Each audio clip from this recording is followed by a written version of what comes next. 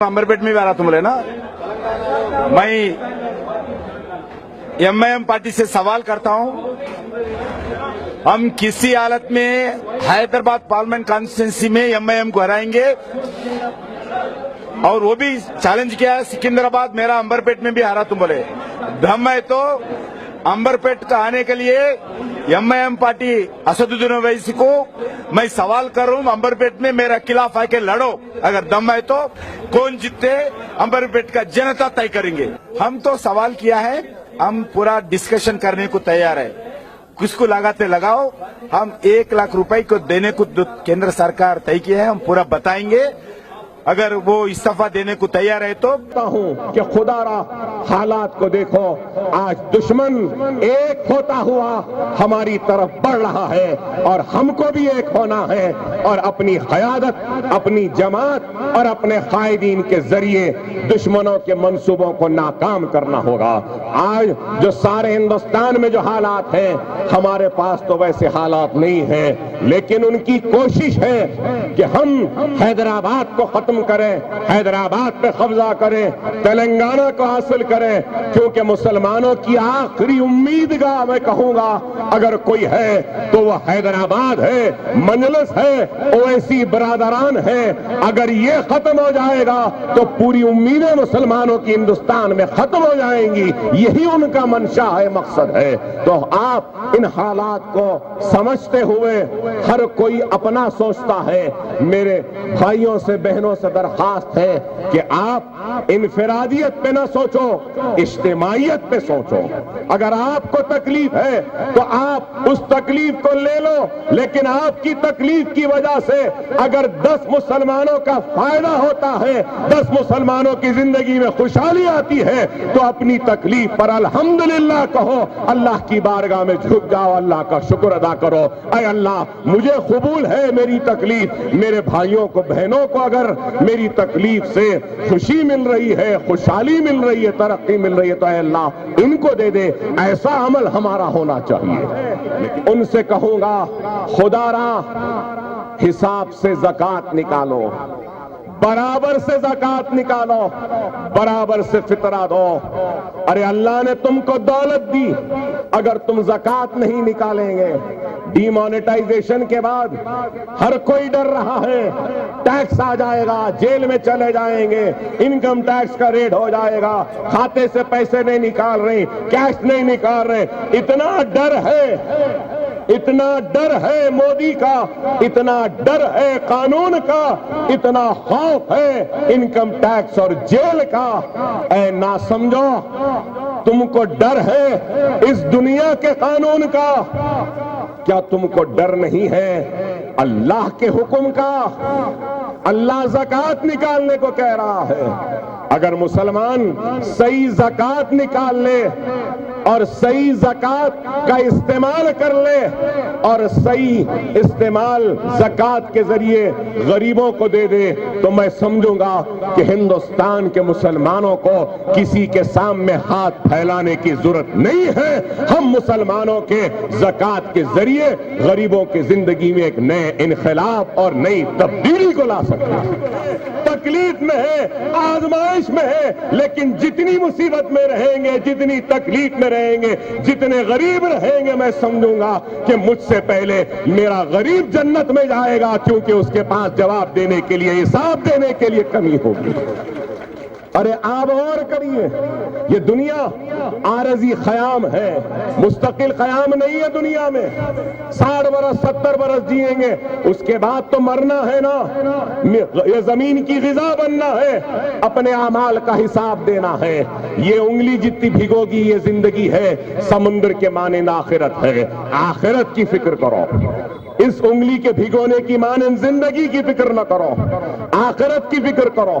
अल्लाह से दुआ मांगो। जब एक बंदा सजदे में गिरकर गिड़गिड़ा कर अपने गुनाहों से तौबा मांगता है और खौफ इलाही में आंख से आंसू निकलते हैं, तो अल्लाह उसके गुनाहों को ऐसे माफ कर देता है जैसा कि अभी वो इंसान अपने मां के पेट से दुनिया में कदम रखा है। और जब अल्लाह के खौफ में तौबा करता है एक बंदा, तो उसके गुनाह ऐसे माफ होते हैं जैसे एक सूखे पेड़ से सूखे पत्ते झड़ के जिस तरीके से गिर जाते हैं रहेंगी तो दुश्मन उन मसाजिदों को तोड़ देंगे, शहीद कर देंगे। मसाजिदें आबाद रहेंगी तो किसी की जुर्रत व हिम्मत नहीं होगी हमारी मस्जिदों की तरफ नजर उठाकर देखने की। खुदारा नौजवानों से कहूंगा, नमाज के पाबंद बनो, माँ बाप का एहतराम करो, माँ बाप का एहतराम करो, छोटों के साथ शफकत के साथ आओ, यतीमों के सर पर कफालत का हाथ रखो, गरीबों की मदद करो, जिससे जो होता है करो। अगर आज हम इस तरीके से अपने माशरे में तब्दीली नहीं लाएंगे तो कुछ नहीं होगा। और याद रखो मेरी बहनों, मेरी माओं से दरख्वास्त है कि इल्म पर तवज्जो दो, खुदारा तालीम पर तवज्जो दो। जिस कौम के पास इल्म है तो उस कौम के पास सबसे बड़ी दौलत है। जो कौम के पास इल्म नहीं वो कौम नाकाम, वो नाकारा, वो बेकार है। आज इल्म हासिल करो, इल्म के जरिए अपने मुस्तकबिल को रोशन करने की फिक्र करो। मेरे दिल में तड़प है, मेरे दिल में फिक्र है, तड़प है, तो आपको मुस्तकबिल को सुनहरा बनाने की फिक्र है तो दुश्मनों की साजिशों की आज हालात बहुत खराब हैं। खुदारा हालात की नजाकत को समझो, अपने जिंदगियों में तब्दीली लाओ, इत्तेहाद पैदा करो, मरकज सियासी पर आ जाओ, इज्तिमाइयत की फिक्र करो, जमात को मजबूत करो। जितना भी यहाँ पे है इससे इस्तेफादा उठाओ। अल्लाह से मेरी दुआ है कि अल्लाह हम सबको नेक तौफीक व हिदायत अता फरमाए। अल्लाह हम सबको नेक बनाए, एक बनाए। ऐ अल्लाह हमारे घरों में जो बेरोजगार हैं, ऐ अल्लाह इनको रोजगार अता फरमा। ऐ अल्लाह हमारे घरों में जो बच्चियां बैठी हैं जिनकी शादियां नहीं हो रही हैं, ऐ अल्लाह इनकी शादियां करवा दे। ऐ अल्लाह हमारे पास बहुत सी मुसीबतें, परेशानियां, तकालीफें हैं जो हम बयान नहीं कर सकते, लेकिन तू हमारे हाल दिल को जानता है, हमारी मुसीबतों को जानता है, परेशानियों को जानता है। ऐ पाक परवरदिगार, ऐ अल्लाह तुझे वास्ता है तेरे हबीब का, मोहम्मद मुस्तफा सल्लल्लाहु अलैहि वसल्लम का, तुझे वास्ता है खुलफाए राशिदीन का, तुझे वास्ता है शोहदाए करबला का, तुझे वास्ता है अहले बैत का, तुझे वास्ता है शोहदाए बदर का, तुझे वास्ता है शोहदाए ओहद का।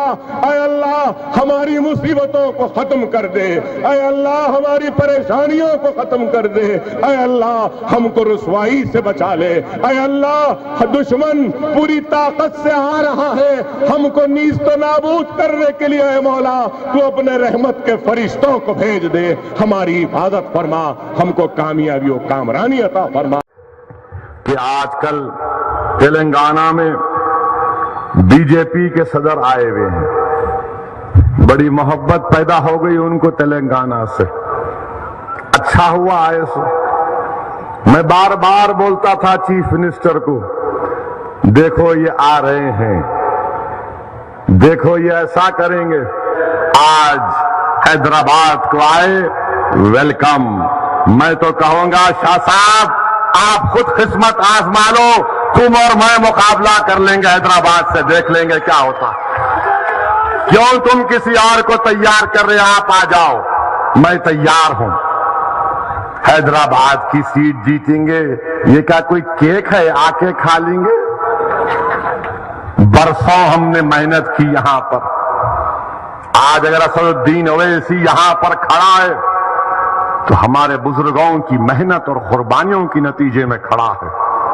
अगर आज ये अरकान असेंबली यहां पर बैठे हैं तो उन मजलिस के जियालों की मेहनतों की वजह से बैठे हैं, जिन्होंने उस पुराशूब दौर में अपने सियासी सफर का आगाज किया, जब मजलिस के पास कुछ नहीं था, न ताकत थी, न इज्जत थी, न दौलत थी। ये उन्हीं बुजुर्गों की कुर्बानियों की वजह से आज मजलिस यहां तक पहुंची है। अब आए हैं, आखिर ख्वाब देख रहे हैं कि नहीं तेलंगाना में हम बीजेपी को उठाएंगे। मैं मोदी साहब को बोल रहा हूं, mister Modi and mister Shah, आप लिख के रख लो मेरी इस बात को, इंशाअल्लाह ताला सिकंदराबाद की पार्लियामेंट की सीट तुमको हरा कर बताएंगे, ये शहर हैदराबाद की आवाम तुमको बताएगी। तुमको गोशा महल में तुम्हारी जमानत जब्त करवा के बताएंगे इंशाअल्लाह ताला। अंबरपेट भी हारोगे, मुशीराबाद भी हारोगे, खैरताबाद भी हारोगे, उप्पल भी हारोगे। तेलंगाना में तुमको बहुत बड़ी नाकामी मिलेगी इंशाअल्लाह ताला। हैदराबाद लड़ेंगे, कौन लड़ेंगे? आओ, वेलकम। वेंकैया नायडू आज तकरीर करे, मीडिया वाले बोल रहे बहुत बोले। हाँ, वेंकैया नायडू को बहुत तकलीफ है, सालार के खिलाफ लड़े थे, उन्होंने लड़े थे सालार के खिलाफ और समझे थे कि जब इंतशार की जरा कैफियत थी 1996 में, वेंकैया नायडू समझे मैं जीत जाऊंगा 2 की लड़ाई में। मगर ये सरजमीन दखन के गयूर लोगों ने कहा कि जिसने शर पैदा किया हम उस शर का शिकार नहीं होंगे बल्कि मुत्तहिद हुए, ताकत का मुजाहरा किया और मरहूम कायद को कामयाब किया। आज हैदराबाद की पार्लियामेंट की सीट पर बड़ी ललचाही नजर लगाकर बैठे हैं कि हैदराबाद की सीट से मजलिस की कामयाबी को रोका जाए। हाँ, मैं जानता हूं, इसलिए कि हिंदुस्तान की लोकसभा में अगर चंद आवाजें उठती हैं वक्त के फिरौन के खिलाफ, तो सरजमीन दखन के गयूर लोगों की आवाज के रूप में मजलिस इत्तेहादुल मुस्लिमीन जालिमों के सामने इंसाफ का मुतालबा करती है, तो मजलिस इत्तेहादुल मुस्लिमीन है। अक़लियतों के हकूक़ के लिए लड़ती है, तो मजलिस इत्तेहादुल मुस्लिमीन है। मिल्लत मज़लूमा के इंसाफ के लिए कोई आवाज उठाती है, तो पार्लियामेंट में मजलिस इत्तेहादुल मुस्लिमीन है। सरजमीन दखन के गंगा जमुनी तहजीब की हिफाजत की अगर कोई आवाज उठाती है, उसका तहफ़्फ़ुज़ अगर कोई करती है, तो मजलिस इत्तेहादुल मुस्लिमीन करती है। दलितों के जुल्म के खिलाफ अगर आवाज उठाती है मोदी की आंख में आंख डालकर, तो मजलिस इत्तेहादुल मुस्लिमीन है। मैं वार्निंग दे रहा हूं तेलंगाना के पूरे, खुदा ना खास्ता जरा सी भी कोताही करेंगे तो यकीन जानिए इसका नुकसान हम तमाम को उठाना पड़ेगा। और मैं इसलिए आपसे कह रहा हूं कि लफ्ज अहम और नुकसान इसलिए इस्तेमाल कर रहा हूं कि आप जानते हैं कि एक नई रियासत तेलंगाना तकरीबन तश्कील दी जा चुकी है, और मैं पिछले 2-2.5 साल से इस बात को आपके सामने कह रहा हूं, दोहरा रहा हूं। जब कभी महबूबनगर में जलसे हुए, दौरान खिताब इस बात पर मैंने बार बार कहा और आज भी आपकी तवज्जो इस तरफ दिला रहा हूं कि एक नई रियासत जो तश्कील पा चुकी है, मुस्तकबिल में ये नई रियासत का सबसे बड़ा फायदा अगर किसी को होगा तो वो संघ परिवार को होगा।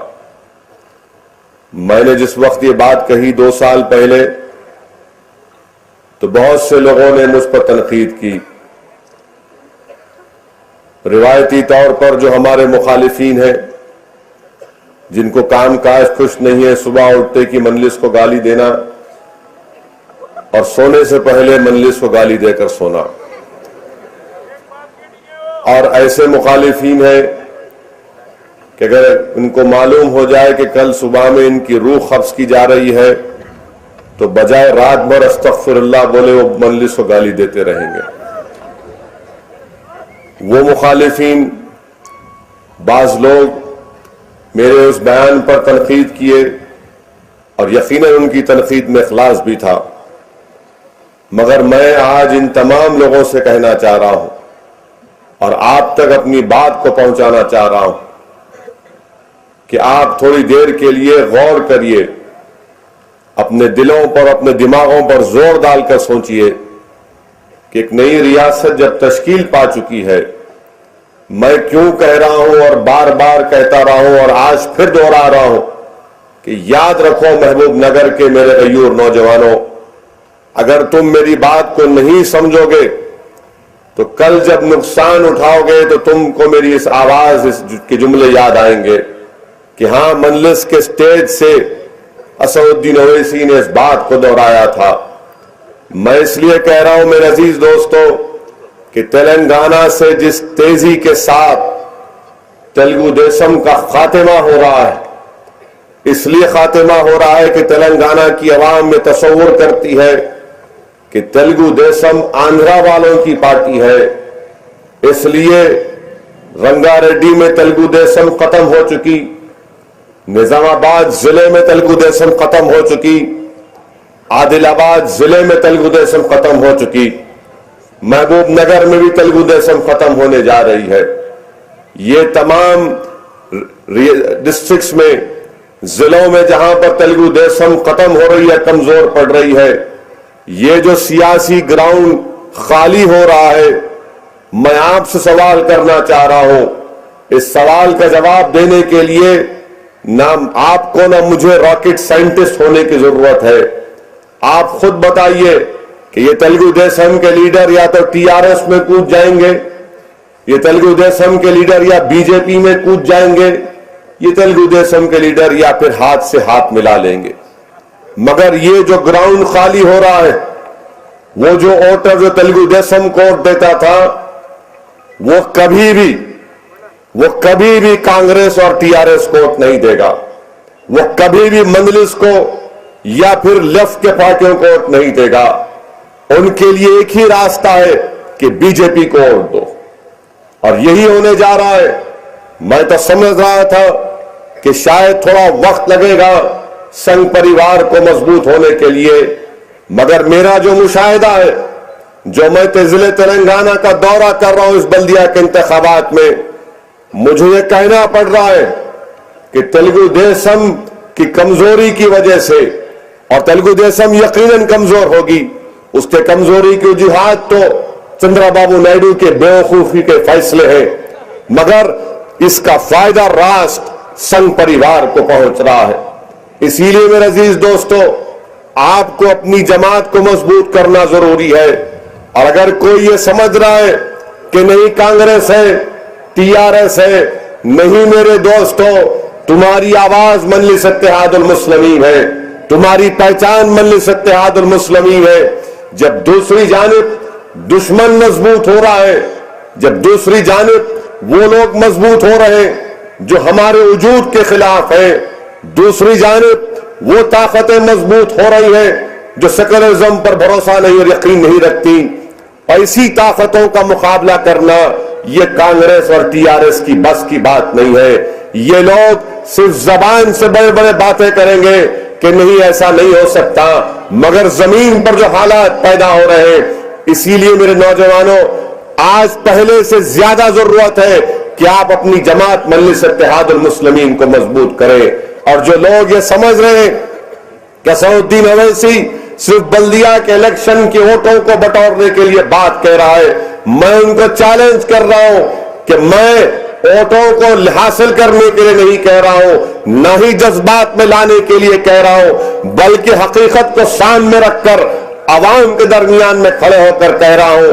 और अगर मैं ये गलत कह रहा हूं तो मैं उन तमाम लोगों के से सवाल करना चाहूंगा जो हमारा मजाक उड़ा रहे थे। बताओ, जब यहां पर महबूब नगर में ज़िमनी इंतखाबात हुए तो कौन सी पार्टी का उम्मीदवार कामयाब हुआ? जब निजामाबाद में असेंबली के ज़िमनी इंतखाबात हुए तो कौन सी पार्टी का उम्मीदवार कामयाब हुआ? मैं तमाम लोगों से जो आज यहां पर बैठे हुए हैं या अपने घरों में बैठकर सुन रहे हैं या फिर मेरी तकरीर को रिकॉर्ड कर रहे हैं, मैं दावत फिक्र दे रहा हूं हर वो मुस्लिम अक़लियत को महबूब नगर के कि अगर आज तुम खामोश बैठोगे, अगर आज तुम मजलिस इत्तेहादुल मुस्लिमीन को इस इलेक्शन में मजबूत नहीं करोगे तो याद रखो असेंबली इलेक्शन में तुम अपने आदमी को कामयाब नहीं कर सकते। यहां से आप अपने उम्मीदवारों को कामयाब करो। असेंबली इलेक्शन में जो कोई भी मुस्लिम अक़लियत का उम्मीदवार किसी पार्टी से खड़ा रहेगा, मैं ऐलान कर रहा हूं कि हम उसकी तायीद करेंगे, मगर शर्त यह है कि आप अपने उम्मीदवारों को कामयाब करो। वरना ये कांग्रेस पार्टी, वरना ये टीआरएस, वरना सुनिए, वरना ये कांग्रेस और टीआरएस क्या करेंगे कि नहीं नहीं आप मत ठहरो, अब हमको मोदी को रोकना है, हमारा साथ दो, यही बहाना बनाएंगे। और अगर कोई कांग्रेस का लीडर जाकर कहता है, मैं आपके सामने खुलकर कह रहा हूं कि कांग्रेस पार्टी के एक बहुत बड़े लीडर मुझसे फोन पर बात किए और बात करके कहा कि एमपी सीट, महबूब नगर के एमपी सीट के बारे में आपकी क्या राय है। तो मैंने उनसे कहा, मोहतरम पहले यह तो बताओ महबूब नगर के असेंबली सीट का क्या होगा। तो वो सीनियर कांग्रेस लीडर ने मुझसे कहा, असदुद्दीन ओवैसी साहब, अगर महबूब नगर से कोई मुस्लिम अक़लियत का कैंडिडेट खड़े रहेगा तो दूसरे लोग कहेंगे कि मैं 150% मुसलमान हो गया। तो मैंने कहा, ये 150% का मतलब क्या है साहब, मैं पहले ही मैथ्स में कमजोर हूं इसलिए पॉलिटिक्स में आया। अगर मैथ्स में मजबूत होता तो साइंटिस्ट बन जाता, कुछ और करता। तो बोले आप नहीं समझे मेरी बात को। मैं नहीं समझा। तो बोले नहीं, उनको देंगे तो मेरे को दूसरों का वोट नहीं मिलता। ये टेलीफोन पर मुझसे कहा गया और वक्त आएगा तो उनका नाम लेकर महबूब नगर में बताऊंगा इंशाअल्लाह ताला। मगर ये सोच आप तक पहुंचा रहा हूं, ये सोच है इन लोगों की, ये सोच है इन लोगों की कि अगर महबूब नगर से कोई मुस्लिम अक़लियत को कैंडिडेट बनाएंगे तो 150% हमको मुसलमान समझेंगे। ये सोच है इन लोगों की, ये फिक्र है इन लोगों की। अगर इसके बावजूद भी आप उनको वोट देना चाहते हैं तो दीजिए वोट उनको। आप जमहूरियत है, मैं आपको रोक नहीं सकता। मगर मैं आपसे एक ही बात कह रहा हूं कि वक्त आ चुका है कि करवट लेना पड़ेगा महबूब नगर से। यह नहीं हो सकता कि सिर्फ मंजिल 2 या 3 सीट पर कामयाब हो। हकीकत तो यह है कि पूरा महबूब नगर का एक वोट मजलिस इत्तेहादुल मुस्लिमीन को मिले और यहां से 10 से 11 अरकान बल्दिया आपके मुंतखब वो कराए। तब जाकर जब आपके 11 मजलिस के कारपोरेटर जीतेंगे, झक मरा के यहां से असेंबली के कैंडिडेट को देंगे, झक मरा के देंगे। मजबूरी होगी उनकी, मगर ये क्या है, नहीं 3-4 सीट मजलिस जीतेगी, मैनेज कर लेंगे। और कांग्रेस में तो हमारे चमचे बैठे हुए हैं, कांग्रेस में चमचे बैठे हुए हैं और इनको ये भी एहसास नहीं है कि तुम चमचे नहीं हो, उनके चप्पल के बराबर बैठे हो। तो आप महबूब नगर से अगर 11 से 12 कारपोरेटर मजलिस के कामयाब करेंगे तो यहां से किसी भी पार्टी का कैंडिडेट मुसलमान होगा, हम उसकी तारीफ करेंगे इंशाअल्लाह ताला। क्या आप तैयार हैं 11 कारपोरेटरों को जिताने के लिए?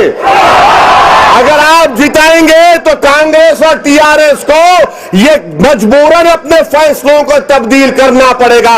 विठल राव अगर महबूब नगर से 2009 में हमारे मुस्लिम अक़लियत को उम्मीदवार बना था तो विठल राव एमपी बन जाता। मगर मैं आपसे कह रहा हूं कि आज इस इलेक्शन में 11 कारपोरेटर मजलिस से कामयाब होंगे तो कांग्रेस रहने दो, तेलुगु देशम रहने दो, टीआरएस रहने दो, ये बोलेंगे नहीं, करीम नगर का मुसलमान अब करवट ले चुका है, एक इनकलाब नौजवानों में पैदा हो चुका है। अगर आप वही सही इनको वोट देंगे, नहीं नहीं कांग्रेस का कोशिश क्या है, कांग्रेस की कोशिश क्या है, नहीं हमारा छोटा भाई है, ये वार्ड से उसको डाल दो, ये वार्ड से उसको डाल दो, यानी हमको लड़ाने की बात। मजलिस के अगर 11 कारपोरेटर 10 कारपोरेटर जीतेंगे तो इनका दिमाग हल्का होगा, इनका दिमाग हल्का होगा। अरे नाम कोतवाल रखने से कोतवाल नहीं हो जाते। आओ मैं तुमको दावत दे रहा हूं, सही मानों में इस डाइस पर आओ तो तुमको सारी दुनिया की कोतवाली मिलेगी। इब्राहिम साहब से मैं कहना चाह रहा हूं कि इब्राहिम नाम है तो आग में कूदना काम नहीं है। आओ प्लेटफॉर्म पे खड़े हो जाओ, हम तुमको तारीफ करके जिताएंगे, बताएंगे इंशाअल्लाह। मगर पहले अपनी जमात को कामयाब करो, अपनी जमात को कामयाब करो। नौजवानों तुम्हारा मिशन ये होना चाहिए कि घर घर जाकर बोलना कि फतन को वोट दो, मजलिस को कामयाब करो। अरे वो बीजेपी वाले बोल रहे हर हर मोदी, घर घर मोदी, क्या आप नहीं बोल सकते घर घर मोदी? घर घर मोदी बोलने वालों को जवाब दो कि घर घर पतंग, घर घर पतंग, घर घर मंजलिस, ये महबूब नगर है, ये महबूब की नगरी है, ये ना नायडू की नगरी है ना कांग्रेस की है, ये तो महबूबों की नगरी है। अगर आप मजलिस इत्तेहादुल मुस्लिमीन के इस पैगाम को समझेंगे तो आप यकीन जानिए ये कांग्रेस, टीआरएस, इन सबको यहां से कैंडिडेट खड़ा करना पड़ेगा। मैं ऐलान कर रहा हूं, मैं असेंबली में नहीं खड़ा करूंगा कैंडिडेट, मैं नहीं खड़ा करूंगा, मगर शर्त यह है कि आप जिताएंगे। अगर आपको अपने एमएलए को कामयाब करना है, पहले बल्दिया इलेक्शन में अपनी ताकत दिखाओ, वरना ये कांग्रेस वाले बोलेंगे नहीं इनके 4 आगे हमारे 3 आगे, हो गया ना, यही बोलते हैं ना। और अगर जाके कोई असेंबली का टिकट दो बोले तो बोलेंगे भाईजान आपका वोटर लिस्ट में खाली 34,000 नाम है महबूब नगर के, आप कहां जीतते? अच्छा हम नहीं जीतते तो हराएंगे, मगर मेरे भाई अब हराने का टाइम भी नहीं है, अब जीतने का टाइम है। तेलंगाना की 119 की अराकीन असेंबली में हमारी तादाद, हमारी आवाज बननी चाहिए, क्योंकि जब मोदी के नाम पर सब लोग मुत्तहिद हो रहे हैं और सब लोग पैगाम पहुंचा रहे हैं, गांव गांव जाकर पैगाम पहुंचाए आरएसएस का और मोदी का, तो क्या मेरा हक नहीं बनता कि मैं महबूब नगर के हर घर पर जाकर आपसे कहूं कि आओ अपनी जमात का साथ दो, आओ अपनी जमात को वोट दो? क्या मैं इतना कमजोर हूं कि एक जालिम जिसके ज़ेरे क़यादत गुजरात की सरजमीन को हमारे खून से लाल किया गया, वो हिंदुस्तान का वजीर आजम बनने का ख्वाब देख रहा है? क्या असदुद्दीन ओवैसी इस बात का मुतालबा नहीं कर सकता? क्या असदुद्दीन ओवैसी महबूब नगर के नौजवानों से गुजारिश नहीं कर सकता कि मेरे भाई तुम्हारे खून की होली खेलने वाला जब अहमदाबाद से दिल्ली तक का सफर कर रहा है, तो क्या तुम महबूब नगर को अपने लिए नहीं बना सकते? क्या तुम अपने उम्मीदवारों को तुम कामयाब नहीं कर सकते?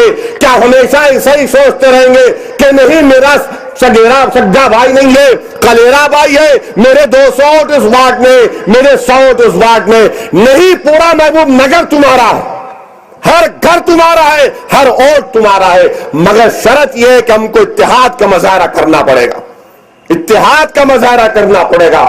और याद रखो ये जो सब तमाशे हो रहे हैं कि हम सेकुलर हैं, हम सेकुलर हैं, अरे मैं सबको जान चुका, कोई सेकुलर, कितना सेकुलर, कहां के सेकुलर? मुसलमान को टिकट देने की बात आई तो बोले 150% हम मुस्लिम हो जाएंगे। और फिर ये पूछना चाह रहा हूं मैं, क्यों जही इब्राहिम को इलेक्शन गड़बड़ा, कोदंड राम क्यों नहीं आए यहां पर? कोदंड राम क्यों आके तायद नहीं करे? आके तायद करना था, नहीं करे।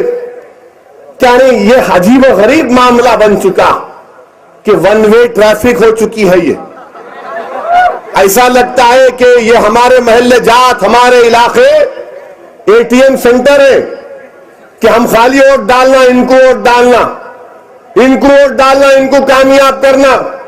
सही कहा अभी शरत ने कि क्या कांग्रेस पार्टी में खाली रेड्डियों का गलबा रहेगा? क्या तेलुगु देशम पार्टी में खाली चौधरियों का गलबा रहेगा? ये जमहूरियत है या क्या मजाक है? क्या आपको वोट डालना, मगर आपको वोट डालना, आपको एमएलए बनाना, आपको वोट डालना एमपी बनाना, आपको वोट डालना मिनिस्टर बनाना, अरे आखिर कब तक वोट डालोगे? आज तुम्हारे सामने तुम्हारी जमात है, जमात को वोट डालो, कुछ होने वाला नहीं है, डरने और घबराने की बात नहीं है। जब आसाम में गड़बड़ हुई तो हम लोग वहां पर पहुंच सकते, तो क्या महबूब नगर में अगर कुछ होता तो जाकिर दौड़कर नहीं आता बच्चों के दरमियान में? तो यहां पर मजलिस सदर अब्दुल हादी नहीं आते? मेरे भाई एतमाद पैदा करो अपने आप में, एतमाद पैदा करो, पूरा एतमाद पैदा करो, अल्लाह की जात पर तवक्कल करो और पूरा टूट तवक्कल करो और अपनी जमात का साथ दो। बहुत हो चुका, अब हमको करवट लेना है, तब्दील होना है। ये 4-5 कारपोरेटर से काम नहीं चलने वाला मेरे दोस्तों। जाकर महल्ले जात में देखो आप, क्या ये स्लाटर हाउस का काम हुआ? चेयरमैन कौन बन गए? स्लॉटर हाउस का काम रुका हुआ, गली कूचों में जाओ, मोहल्ले जात में जाओ, मोरियों का इंतजाम, इंतजाम, पीने के पानी का इंतजाम नहीं है। और तेलंगाना मिल गया तो कांग्रेस समझ रही जिंदा तिल इस्मात का बाटल पी लिए लोग। हर कांग्रेसी बोल रहा हम दे दिए ना, हम दे दिए ना। क्या खाजा का लंगर है? दाल बोटी, दाल बिरयानी, दाल प्लेट पे इसके। कांग्रेस बोल रही हम दिए तेलंगाना, टीआरएस बोल रही हम दिए तेलंगाना, अब तो बीजेपी भी बोल रही हम दिए तेलंगाना। तो फिर क्या करना? आप दे दिए तो फिर 650 बच्चे क्यों खुदकुशी करें? वो बच्चों की बात ही नहीं करते कोई।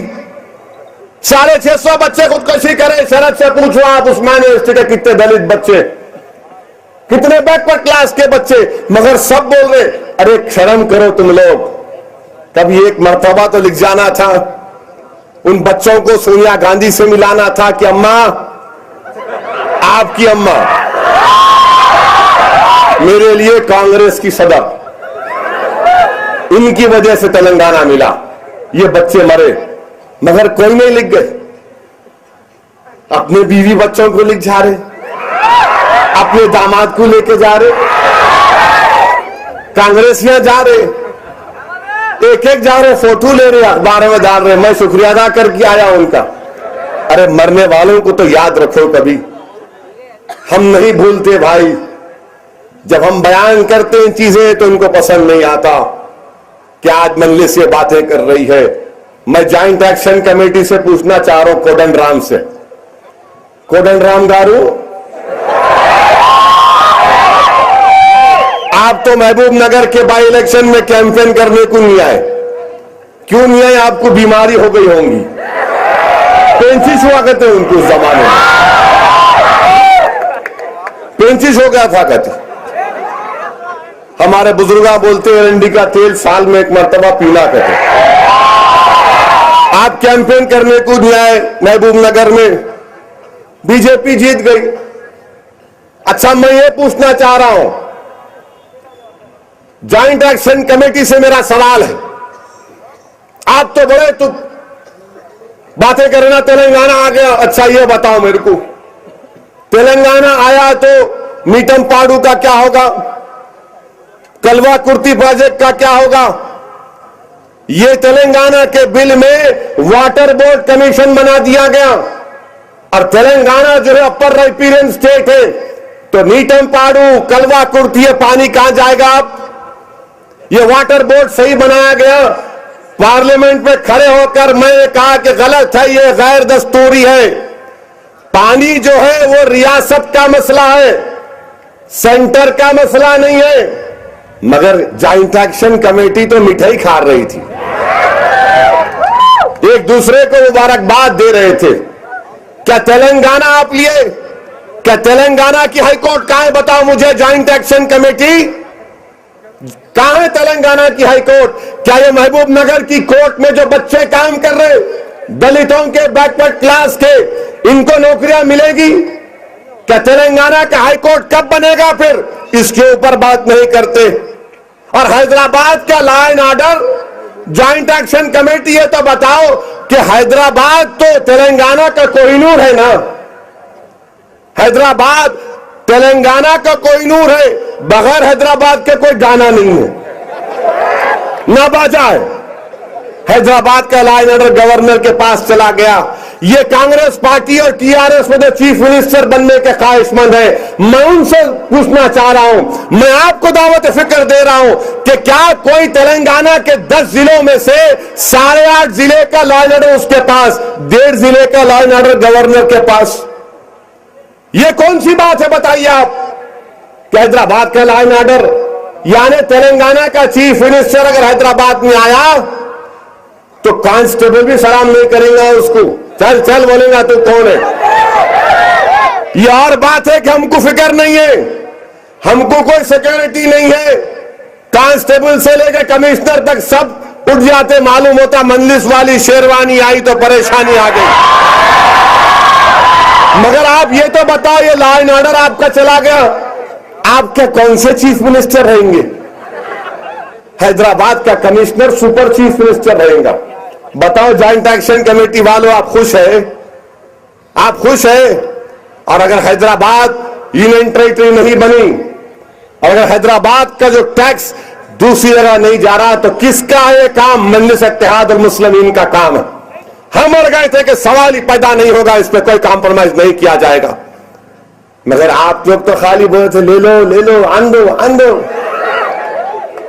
अब आप बताइए, दिल्ली में ज्वाइंट एक्शन कमेटी वाले जबान नहीं खोल रहे आजकल। कोडन राम्स हो गए क्या जाके? जरा जगाओ, कोई उनको पानी तो पिलाओ। अरे हैदराबाद के निजाम का, हैदराबाद हाउस दिल्ली का 7.5 एकड़ पर, ऐसी जगह पर निजाम ने हैदराबाद हाउस को दिल्ली में बनाया। पुलिस सेक्शन के बाद हैदराबाद हिंदुस्तान का हिस्सा बना। उसके बाद गवर्नमेंट ऑफ इंडिया ने हैदराबाद हाउस को लिया लीज पर और उसके इवज में आंध्र प्रदेश भवन जहां पर है वहां जमीन दी, 14 एकड़ जमीन दी। बताओ ज्वाइंट एक्शन कमेटी वालों, क्या आप तैयार हैं एपी भवन दे देने के वास्ते? अरे बताओ, कोई तो जवाब दो, क्या आपका काम हो गया क्या? ठीक है, आप महबूब नगर को बाई इलेक्शन में नहीं आए, मगर आप खामोश क्यों बैठे हुए हैं? अजीज दोस्तों, तेलंगाना हासिल करना बड़ी बात नहीं है, तेलंगाना को सेकुलर रखना वो सबसे बड़ा चैलेंज। तेलंगाना में मुसलमान दलित का तहफ्फुज करना वो बड़ा काम। तेलंगाना में दलित और मुसलमानों को उनका हक मिलना वो बहुत बड़ा काम। तेलंगाना को तरक्की करना है तो संघ परिवार को खत्म करना है। तेलंगाना को और मजबूत करना है तो बीजेपी को खत्म करना जरूरी है। तेलंगाना का अगर सही मुस्तकबिल देखना है तो 17 पार्लियामेंट की सीटों में से एक सीट पर भी तेलुगु देशम या फिर ये आरएसएस के लोगों को कामयाब नहीं होने देना। मगर उसके लिए महबूब नगर की पार्लियामेंट सीट जीतना है तो महबूब नगर से हमारे भाई को टिकट देना पड़ेगा। आप टिकट दो, किसी को भी दो को नहीं खड़ा करना, मैच फिक्सिंग नहीं करना। इसको भी दे दिए, उसको भी चुमटी दे, दोनों लड़ लो, जो होता देखेंगे। फिर क्या करते हैं, महबूब नगर की तारीख है, 2 को लड़ा के पीछे से एक इंडिपेंडेंट उतारते। हम लड़ते लड़ते उन्हें जिनबाजी मार के चले आता। अब के बार महबूब नगर का एक एक वोट एक को ही पढ़ना। महबूब नगर का आपका एक एक वोट बल्दिया इलेक्शन में मजलिस को पढ़ना। महबूब नगर का आपका एक एक वोट असेंबली में एक को ही पढ़ना, क्योंकि हम एक को मानने वाले हैं, 2 को मानने वाले नहीं हैं। समझे आप मेरी बात को? हम एक को मानने वाले हैं, हम एक को वोट देंगे। हम एक को मानने वाले हैं, एक को वोट देंगे। अब जो 3 को मानने वाले हैं उन्हें किधर को जाते नहीं मालूम मेरे को। इनका क्या सोचना, तहकीक करना पड़ेगा इन लोगों के बारे में कि बाबा क्या है तुम्हारा मामला। मगर आपसे फिर से कह रहा हूं कि मजलिस इत्तेहादुल मुस्लिमीन को मजबूत करना वक्त का तकाज़ा है नौजवानों, और बीजेपी बड़ी तैयारी से आ रही है। जहां देखो टीवी पर, टीवी खोलते कि टीवी वाले ऐसा दिख रहा कि मोदी से इनको क्या रिश्ता पैदा कर लिए। हर टीवी चैनल खोलो आप, मोदी मोदी। अरे ऐसा दिख रहा कि भाई दामाद की भी इतनी खुशामद नहीं करते हैं। हर टीवी चैनल पे मोदी आ गए। अब ऐसा हो जाएगा कि उन्हें वहां बैतुल खला गया तो भी दिखाते क्या है। उन्हें प्लेन से उतर रहे दिखा रहे, गाड़ी में बैठ रहे दिखा रहे, चीख रहे दिखा रहे, खांसे तो दिखा रहे, दस्ती से पसीना पोछ रहे तो दिखा रहे, पानी के घूंटों पे घूंटा पीता मजलिस का नाम आया तो वो भी दिखा रहे। अरे क्या होगा भाई टीवी वालों को। मगर ये जमीन की हकीकत नहीं है, ये जमीन की हकीकत कुछ और है। जिन लोगों ने बाबरी मस्जिद को शहीद किया था, याद करो नौजवानों, 6 दिसंबर तुमको याद है। मैं मजहबी जज्बात को मजरू नहीं कर रहा हूं, ना मैं ये बात करके आपसे वोटों की भीख मांग रहा हूं। मैं सिर्फ तारीख को याद दिला रहा हूं आडवाणी सामने थे, 6 दिसंबर के दिन सामने थे, खुशियां मना रहे थे। मुरली मनोहर जोशी खुशियां मना रहे थे। मुरली मनोहर जोशी के गोद में जाके उमा भारती कूदी। अब क्या हुआ देख लो, बाबरी मस्जिद शहीद हुई। आडवाणी का मामला क्या हुआ, वजीर आजम बनने का ख्वाब देखता ही रह गए हूं। आडवाणी को अब उन्हें बोल रहे मैं गुजरात नहीं जाता हूं। आडवाणी को भरोसा नहीं है मोदी के ऊपर। उन्हें उस बच्चे को पैदा करे, दूध पिलाए, बहुत पाले पोसे, उन्हें बोल रहा नहीं अब तेरी जरूरत नहीं है, तुम बुढ़े हो गए, तुम अपने वाली जरूरत नहीं है। आडवाणी डर के बोल रहे मैं नहीं जाता अहमदाबाद को, गुजरात को, मैं नहीं जाता हूं अब। अरे नहीं आप जाओ। नहीं मैं नहीं जाता, वहां मेरे को अलंग डाल देंगे। देखो आप अल्लाह का इंसाफ। मुरली मनोहर जोशी बोले कि मैं मुरली बजाऊंगा बनारस में, लिख जाके कानपुर में डाल दिए कि नहीं वहां बांसुरी बजाओ अपने कानपुर में। ये बाबरी मस्जिद को लोग जो धोखा दिए, इनसे ये इंसाफ। अरे आडवाणी को मोदी पर भरोसा नहीं है। चंद्रबाबू नायडू आप कौन सी मोहब्बत में जा रहे? जो आडवाणी मोदी को पैदा किया, उसको मजबूत बनाया, चंद्रबाबू नायडू बोले नो मेरे को भरोसा है। हाँ तुम ससुरे के नहीं हुए तो किसके होंगे तुम? आप ये मामला इनका चल रहा है। अब वो हद तो ये हो गई, एक और फिल्म एक्टर जाके मिला करते उनसे, क्या नाम है उसका? अरे जाहल बला बेकार, ये खाली पिक्चरों में एक्शन करने वाले, रियल एक्शन हीरो तो यहाँ जाकिर बैठा हुआ है। ये एक्शन हीरो है।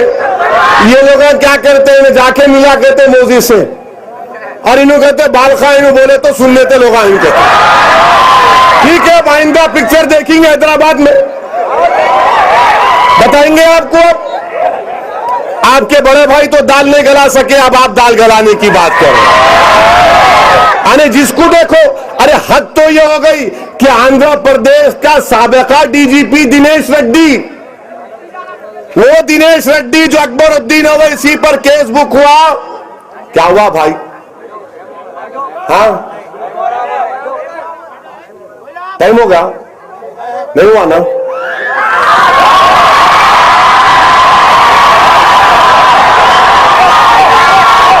दो मिनट है।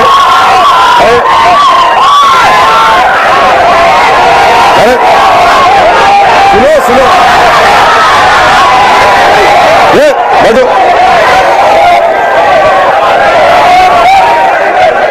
अरे उनका काम करने दो, आप अपना काम अपन करेंगे।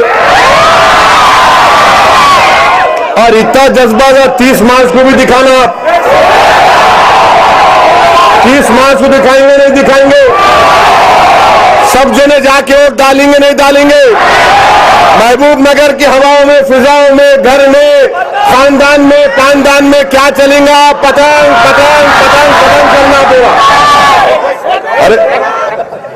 अरे बच्चे हैं तो इनके बड़े क्या होंगे, खतरनाक है।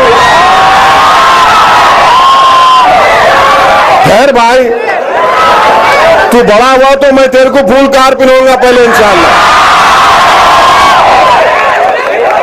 इन अभी से वोट डालने की बात कर रहा हूं। तो आप लोगों का काम ये है, मैं बात को मुकम्मल कर लेता हूं दिनेश रेड्डी की, वरना बोलेंगे पुलिस वाले की बात नहीं बोले। दिनेश रेड्डी साहब डीजीपी थे जब अकबरुद्दीन ओवैसी का वाकया हुआ। अरे सुनो जी, कैमरामैन मेरी तरफ, आप लोग को बोलो मैं बोलता हूं। आपका काम रिकॉर्डिंग करके पुलिस को कॉपी देना, एक वहां भी देना, सुन लो खाली। दिनेश रेड्डी साहब डीजीपी थे, इनके ऊपर सीबीआई की इंक्वायरी चल रही। अब उन्होंने भी ओंगोल से लड़ना चाह रहे थे। इनको अचानक ख्याल आ गया नहीं मोदी बहुत अच्छा है।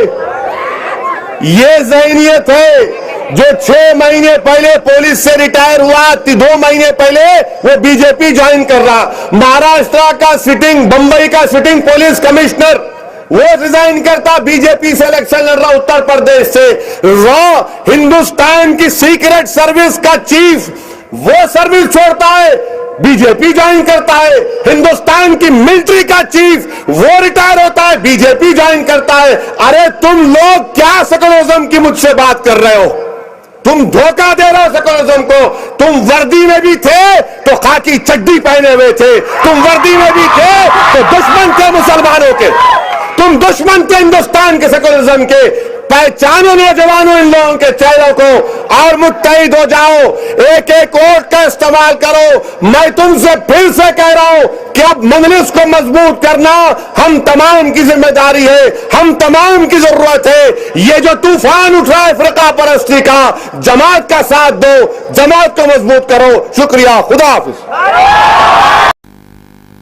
अस्सलाम वालेकुम वरहमतुल्लाहि वबरकातुहू। जनाब अहमद मलाला साहब, रुकन असम्बली हल्क़े असम्बली मलकपेट, बल्दी हल्क़े आज़मपुरा, अकबर बाग, छावनी के मजलिसी उम्मीदवार, मोअज़्ज़िज़ हाज़रीन इकराम, बुज़ुर्गान मिल्लत, मेरे मजलिसी रुफ़क़ा, पसे पर्दा बैठकर सुने वाली मेरे इज़्ज़तदार माँ और बहनों और हमारे दुश्मनों, मेरे अजीज़ दोस्तों, बुज़ुर्गों, ये एक इंतखाबी जलसा है और 2 फरवरी को इंतखाबात की रायदही का दिन है और ये मजलिस इत्तेहादुल मुस्लिमीन आपके सामने एक प्रोग्राम को रखती है, एक एक्शन प्लान को हमने तैयार किया है। मगर आज के इस जलसे में मैं आप तमाम के सामने इस बात को रखना ज़रूरी समझता हूँ कि मजलिस की कामयाबी को रोकने के लिए तेलुगु देशम बीजेपी जहाँ पर मुत्तहिद है, वहीं पर कांग्रेस भी इस बात का पूरा इरादा कर रखी है कि मजलिस की कामयाबी को रोका जाए। तेलुगु देशम, बीजेपी, कांग्रेस और छोटी बीजेपी मिलकर ये पूरी कोशिश कर रही है कि मजलिस इत्तेहादुल मुस्लिमीन की कामयाबी को रोका जाए। आप और हम जानते हैं मजलिस इत्तेहादुल मुस्लिमीन की तारीख को। इस जमात ने अवामी खिदमत का एक रिकॉर्ड रखा,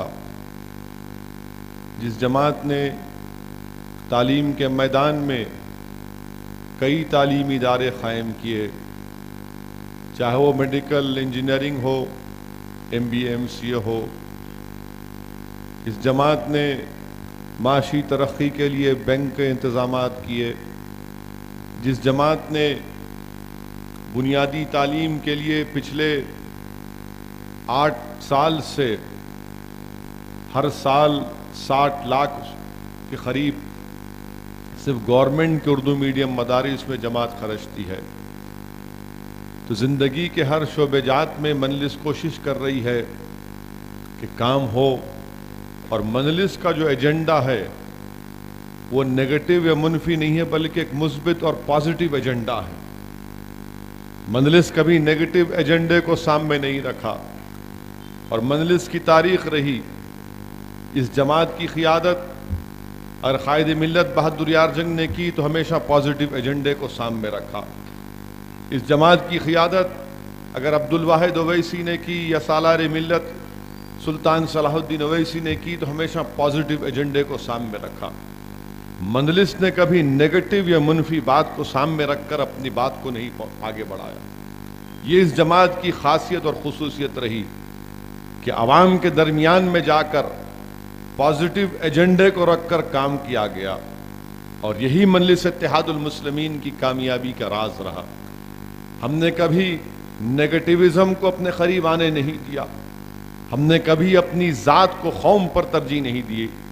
हमने कभी अपने खानदान या पानदान को नहीं समझा कि यही मिल्लत का मसाइल का हल करेंगे, बल्कि मजलिस ने हमेशा इज्तिमाइयत को फ़रोग़ दिया और इज्तिमाइयत को सामने रख कर काम किया। मजलिस ने कभी इनफरादियत को सामने रख कर नहीं कहा कि यही इनफरादियत है और एक शख्स को मजबूत करो या कामयाब करो, सब कामयाब हो जाएंगे। मजलिस ने हमेशा जमाती ज़िंदगी के मसाइल को, जमाती ज़िंदगी के उसूल को अवाम के दरमियान में जाकर समझाया। यही काम मजलिस इत्तेहादुल मुस्लिमीन करते आ रही है। मेरे अजीज दोस्तों और बुजुर्गों, इसको आपको समझने की ज़रूरत है। जो लोग आज मजलिस की मुखालिफत कर रहे हैं वो मजलिस के इज्तिमाइयत के पैगाम की मुखालिफत कर रहे हैं। जो लोग आज मजलिस की मुखालिफत कर रहे हैं वो इज्तिमाइयत की जगह इनफरादियत को फ़रोग़ देना चाहते हैं। जो लोग आज मजलिस की मुखालिफत कर रहे हैं वो ये समझ रहे हैं कि एक ख़ानदान का एक फ़र्द कामयाब हो गया तो पूरी कौम और मिल्लत कामयाब हो गई।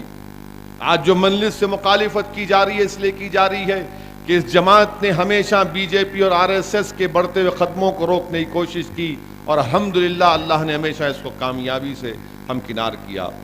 इस जमात ने कांग्रेस के उन खोखले सेकुलरिज्म के वादों को बेनकाब किया। ये जमात की एक तारीख रही है। आज आप देखते हैं कि पिछले 18 महीने से हमारे मुल्क में बीजेपी का इख्तिदार है।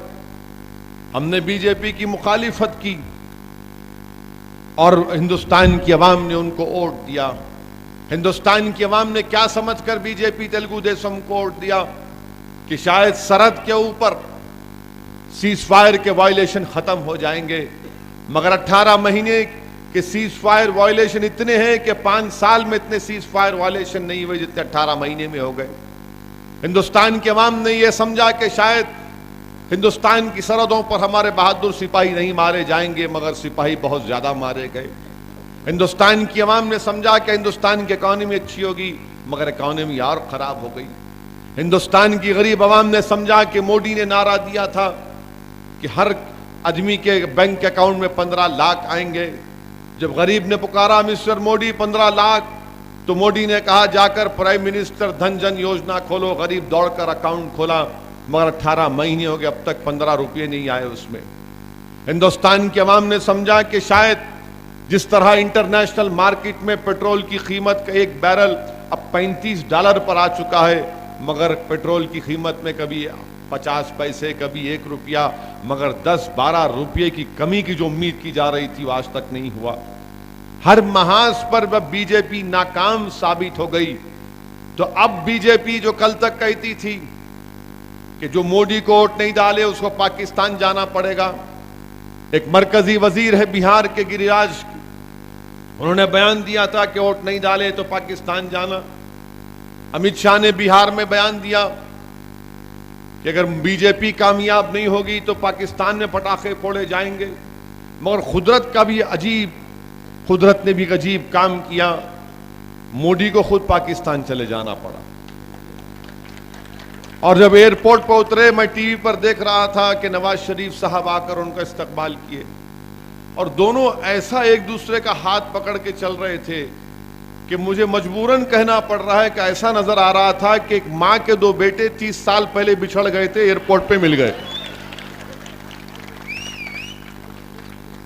अजीब और गरीब नजारा था। मैं सोच रहा था कि ये कल तक बोलते थे वोट नहीं डाले पाकिस्तान जाना पड़ा, मगर खुदा की कुदरत देखो आप, जो हमको बोलते थे मुसलमान खबरस्तान या पाकिस्तान, खुद पाकिस्तान चले गए।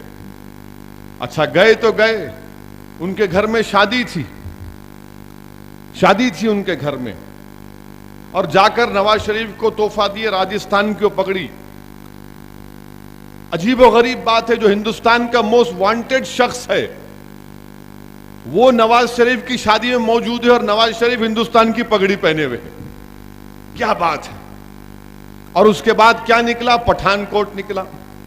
हमारे एयरफोर्स के बेस में दहशतगर्द घुस गए पाकिस्तान से। तो हर महाज पर जब बीजेपी नाकाम हो गई तो अब राम मंदिर का शुरू किया कि अगस्त के आखिरी तक मंदिर का काम उस जगह पर शुरू किया जाएगा जिस जगह पर इन जालिमों ने बाबरी मस्जिद को शहीद किया था। अब इनके पास कोई चीज नहीं रही तो इस तरह के हिसास और जज्बाती मसाइल को लेकर अवाम के दरमियान में आ रहे हैं। हर महाज पर जब नाकाम साबित हो गए तो बीजेपी इस मैसेज को लेकर आगे बढ़ रही है। और बीजेपी क्या कहती है, मजलिस एंटी नेशनल है। बीजेपी क्या कहती है कि नहीं, याकूब मेमन की तायीद किए थे लोग। याकूब मेमन के बारे में जो मजलिस का मौक़िफ़ था वो आज भी है और सुबह क़यामत तक रहेगा। दुनिया की कोई ताकत मेरे इस मौक़िफ़ को तब्दील नहीं कर सकती। मगर याकूब मेमन की मुखालिफत करे, बीजेपी की मुखालिफत करे, आरएसएस की मुखालिफत करे तो मजलिस इत्तेहादुल मुस्लिमीन को एंटी नेशनल बोलते। कांग्रेस के खानदान के पानदान की मुखालिफत करे तो हम कम्युनल हो जाते। ये कांग्रेस और बीजेपी दुकान खोलकर बैठे हैं, एक नेशनलिज्म का सर्टिफिकेट देंगे, एक सेकुलरिज्म का सर्टिफिकेट देंगे। इनके पास कोई कामकाज नहीं रहा, यही जो सर्टिफिकेट दे दिए वो कबूल होगा क्या?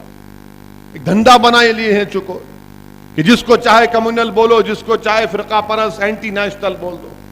हम बरसों कांग्रेस की तायीद किए बीजेपी को रोकने के लिए, जैसा इनका साथ छोड़े 2012 में फिरका परस्त हो गए। बीजेपी की मुखालिफत आज भी कर रहे हैं और कल तक भी करेंगे, परसों भी करेंगे, जब तक जिंदा रहे करेंगे, मगर हम एंटी नेशनल हो गए। बताइए ये हिंदुस्तान की सियासत किस नहज पर जा रही है, किस रुख अख्तियार कर रही है कि इनकी मुखालिफत करो तो एंटी नेशनल, इनकी मुखालिफत करो तो कम्युनल। अच्छा, हैरत की बात यह है कि कांग्रेस भी नहीं चाहती मजलिस की कामयाबी हो, बीजेपी टीडीपी भी नहीं चाहती कि मजलिस की कामयाबी हो। यानी अजीब व गरीब माहौल है कि एक साइकिल के ऊपर कितने लोग बैठेंगे। अगर बाबू बैठे हैं तो फारक पर मोदी बैठे हैं, मोदी के गोद में छोटी बीजेपी बैठी हुई है, जो पीछे स्टैंड टूटा है उसमें कांग्रेस वाले बैठे हुए हैं, और ये चारों के चारों गम के पैंडल मार के बलाला से मुकाबला करने को आ रहे। यानी अजीब व गरीब है, खुद का बैलेंस आउट हो रहा है, उसकी फिक्र नहीं है। और मजलिस इत्तेहादुल मुस्लिमीन को शिकस्त देने की कोशिश, यानी गिरे तो गिरे टांग ऊपर। अरे भाई साहब, वो जमाना जा चुका है। आज अगर असदुद्दीन ओवैसी अवाम के दरमियान में खड़े होकर ये कहेगा कि मैं सालार का बेटा हूं, मेरा साथ दो, तो मजमे में से एक ज़ईफ शख्स उठ के बोलेगा अगर तुम में सालार जैसे 10% औसाफ पैदा हो जाएंगे तो तुम्हारे को वोट दूंगा, तुम काम की बुनियाद पे दूंगा। वो जमाना जा चुका कि बाप के नाम पे वोट हासिल करने का जमाना नहीं रहा। अब काम की बुनियाद पर वोट लेना पड़ेगा, शराफत के नाम पर वोट लेना पड़ेगा। अगर कोई जालिम रहेगा किसी भी खानदान का हो तो अवाम उसको बर्दाश्त नहीं करती, अवाम उसको बर्दाश्त नहीं करती। और फिर ये क्या है कि अकबर बाग से मजलिस नहीं जीतना, मोदी जीत जाना या कांग्रेस जीत जाना,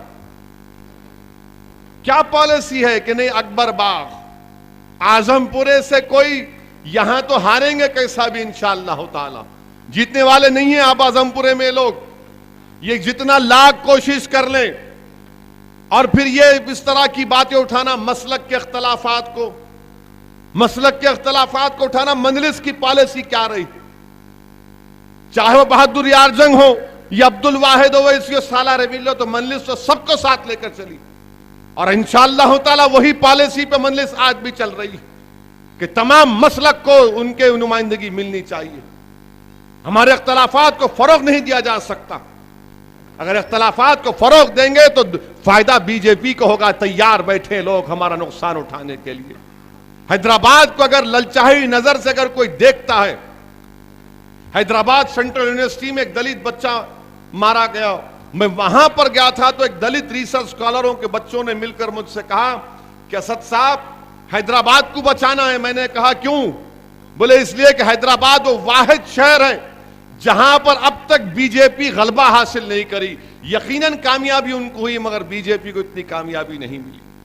इसीलिए हैदराबाद में जो हमारा इत्तेहाद है, यकीनन हम मुख्तलिफ मसलक में हैं मगर इत्तेहाद की जब बात आती है हम एक हो जाते हैं। अब आपको फैसला करना है आजमपुरे की आवाम को कि आप इत्तेहाद के नाम पर वोट देंगे या फिर किसी इनफरादियत के नाम पर आप वोट देंगे। और मुझे पूरा यकीन है कि आप इज्तिमाइयत के नाम पर वोट देंगे, आप इत्तेहाद के नाम पर वोट देंगे, आप जमात के नाम पर वोट देंगे। अरे वो जमाना जा चुका, मेरा बाप खत्म हो चुका जमाना, वो जमाना आने वाला नहीं है। हां, आप बैठकर ख्वाब देख सकते थे, अब्बा थे, अब्बा थे, अब्बा के जमाने में बहुत कर लिए, पप्पा नहीं है अब नहीं है। अब जमाना बदल चुका है, ये 2016 है। और अजीज दोस्तों और बुजुर्गों, मैं आजमपुरे की आवाम से दर्दमंदाना अपील कर रहा हूं कि जमात के नाम पर वोट दीजिए, खुदा के लिए जमात के नाम पर वोट दीजिए। इन इख्तलाफात को बालाए ताक रखिए। मंजलिस को कामयाब करना है, किसी एक घर को कामयाब नहीं कर सकते आपको जमात को कामयाब करना है। और जमात जब कामयाब होगी तो इसमें सबका फायदा होगा। और मंजलिस क्या करना चाहती है, मंजलिस के पास क्या प्रोग्राम है? मंजलिस का प्रोग्राम यह है कि मिसाल के तौर पर आजमपुरे में अगर कोई प्रॉपर्टी टैक्स अपना सालाना 1200 रुपये तक देता है, मंजलिस यह कह रही है उस घर पर जो 1200 रुपये का प्रॉपर्टी टैक्स है और अगर उस पर बकाया जात है, तो मैं आपसे वादा कर रहा हूं कि बकाया जात माफ कर दिए जाएंगे इंशाअल्लाह ताला। और जो सुनिए 1200 रुपये टैक्स आप दे रहे हैं, आइंदा साल से आप 101 रुपये देंगे इंशाअल्लाह। वलीमे की दावत में गए तो 111 रुपए का लिफाफा देते, यहां 101 रुपया देना है आप। दूसरा, मैं आपसे वादा कर रहा हूं कि अगर दिसंबर 31 तक किसी भी घर में अगर 100 यूनिट बिजली आप कंज्यूम करते हैं, इस्तेमाल करते हैं, उस पर जितना भी बिल आया और जितना भी सरचार्ज है वो तमाम माफ होगा इंशाअल्लाह ताला। 100 यूनिट के ऊपर जो होगा सरचार्ज आप नहीं देंगे, सिर्फ प्रिंसिपल अमाउंट यानी जो बिल होगा वो देंगे। ये काम हम करके दिखाएंगे इंशाअल्लाह ताला। तीसरी बात जो मंजलिस करना चाहती है, जितना पानी का बिल है उस पे बकाया जात है वो तमाम का तमाम माफ होगा इंशाअल्लाह ताला। ये मंजलिस ये पॉजिटिव एजेंडा, मुस्बित एजेंडे को सामने रखकर काम कर रही है। लोगों ने हमसे पूछा और क्या कर सकते आप? हैदराबाद में मच्छरों की कसरत है। ये और बात है कि सियासी इलेक्शन आया तो बहुत से मच्छर आते, उनको मच्छरों की फिक्र नहीं है, उनको काटे तो भी कुछ नहीं होता आजकल। मगर ये जो मच्छर होता है वो काटने से बच्चे बीमार पड़ जाते हैं। मंजलिस एंटोमोलॉजी के डिपार्टमेंट को मुस्तहकम करेगी, स्टाफ को रखेगी, फॉगिंग का सही इंतजाम कराएगी। मंजलिस आपसे वादा कर रही है कि इख्तिदार मिलेगा तो इंशाअल्लाह ताला हैदराबाद में 1500 ऐसे पानी के यूनिट सेंटर्स बनाए जाएंगे रिवर्स ऑस्मोसिस के, जहां पर 1 रुपया आप डालेंगे तो 11 लीटर पानी साफ आएगा, बिस्लरी किनली के बॉटल से साफ पानी। क्योंकि जब ये सेंटर हम बनाए थे हैदराबाद के मुख्तलिफ मुकामात पर, तो जिस जगह पर ये पानी का सेंटर खुला, अतराफ व अकनाफ में बच्चे बीमार पड़ना कम हो गए, ज़ईफ लोग की बीमारी कम हो गई, क्योंकि बच्चे बीमार पड़ते गंदा पानी पीने की वजह से। मंजलिस ये मुकम्मल अदा कर चुकी है कि 1500 ऐसे आरओ सेंटर, आरओ प्लांट्स बनाए जाएंगे। 5 रुपए की स्कीम का आगाज मंजलिस के दौर में हुआ जब माजिद हुसैन मेयर थे। इंशाअल्लाह ताला आजमपुरे में ऐसे मुख्तलिफ मुकामात पर जहां पर गरीब मुस्तहक लोग रहते हैं, वहां पर ये 5 रुपए के खाने की स्कीम शुरू की जाएगी। यकीनन उसमें बड़े का गोश्त नहीं मिलता भाई, मगर खाने को तो मिलता गरीब को। 5 रुपए में पेट भर खाना खा लेता। हम पूरा इरादा कर चुके हैं कि ज्यादा से ज्यादा मुकामात में, आजमपुरा में हो, अकबर बाग में हो, बल्कि पूरे असम्बली हल्के मलकपेट में, शहर हैदराबाद में ये 5 रुपए की स्कीम का आगाज हो चुका है और उसके मुकामात में इजाफा किया जाएगा। इसमें कई एक्शन प्लान में कई चीजों का जिक्र मजलिस इत्तेहादुल मुस्लिमीन ने किया। हम पॉजिटिव एजेंडे को सामने रख रहे हैं, ये एजेंडा हमारा है, हम काम करना चाह रहे हैं। लोग मेट्रो की बात करते, यकीनन मेट्रो रेल आएगी पुराने शहर में, इसमें कोई दो राय नहीं है, नेगेटिव को बात ही नहीं होगी, मेट्रो रेल आना चाहिए। लोग बोलते कि काम नहीं, काम कर रहे मेरे भाई, लोगों के सामने हमारा काम है। इससे हटके इंशाअल्लाह ताला मीरालम टैंक के पास आप जाकर देखो, वहां पर ब्यूटिफिकेशन का काम चल रहा है। इंशाअल्लाह ताला 1-2-3 महीने के अंदर वो लुम्बिनी पार्क की तरह खूबसूरत एक वहां पर मीरालम टैंक में पूरा खूबसूरत बनेगा। ये काम मजलिस इत्तेहादुल मुस्लिमीन डेवलपमेंट का काम लेकर आगे बढ़ रही है। और सबसे अहम बात यह है कि शहर में अमन को मजबूत और बरकरार रखने के लिए मैंने अपने एमपी फंड से मंगलहाट में, वहां पर भी एक शरीर रहता, बात करे कि बहुत से बातें करता है, रिश्तेदार हैं दोनों भी है, तो वहां पर मैंने 25-30 लाख अपने एमपी फंड से देकर हर गली में सीसीटीवी कैमरे लगाए। उस मुकामात पर लगाया जहां पर हिंदू मुसलमानों का फसाद होता था, पत्थर आते थे, जैसा कैमरा लगे पूरे शरपसंद नासिर भाग के आए, अरे ये क्या कर दिया, मैं आप वाच कर रहा, कैमरा देख रहा तुम्हारे को। अब मैं भी सोच के रखा हूं कि डबीलपुरा ब्रिज उतरते कि कैमरे लगाऊंगा,